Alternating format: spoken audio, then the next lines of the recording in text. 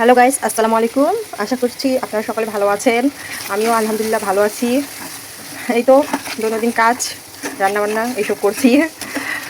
আজ রান্না করতেছি হচ্ছে গরুর ভুঁড়ি আলু দিয়ে গরুর ভুঁড়ি রান্না করবো। এখন কিছুক্ষণ আগে বসিয়েছি, রান্না করতে অনেকটা সময় লাগবে, কারণ আস্তে আস্তে যে পানি দিয়ে দিয়ে কষে কষে আমি হচ্ছে গরুর ভুঁড়িটা রান্না করি। অনেকে গরুর ভুঁড়ি খেতে খুব পছন্দ করে, মানে আমি তো গরুর ভুঁড়ি বলতেছি, অনেকে আবার কি যেন বলে বট। তো যাই হোক, যে যাই বলুক না কেন, আপনারা কি বলেন সেটা কমেন্টে জানাবেন। আর গরুর ভুঁড়ি খেতে কে কে পছন্দ করেন সেটাও তারাও জানাবেন। ইনভাইট করে খাওয়াবো, কেমন?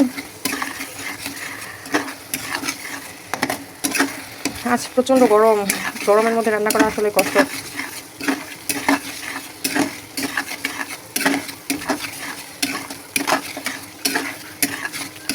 কে কোথা থেকে আমার ভিডিওটি দেখছেন বলবেন অবশ্যই।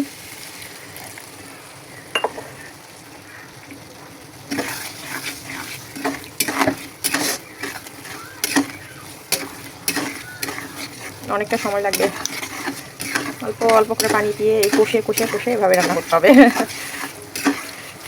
আসলে কোনো কাজ করা খুব কঠিন, তাই না? মানে প্রথম দিকে খুব কষ্ট, কিন্তু দেখেন এই যে রান্নার ক্ষেত্রটাই যে কত সুন্দর যত্ন সহকারে অনেকটা সময় নিয়ে রান্নাটা করতে হয়। আর খাওয়ার সময় কয় মিনিট লাগে, খেতে শেষ হয়ে যায়।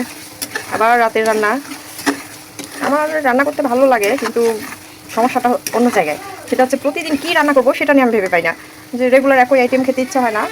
তো যাই হোক, আপনারা ভালো থাকবেন, সুস্থ থাকবেন। ধন্যবাদ সবাইকে।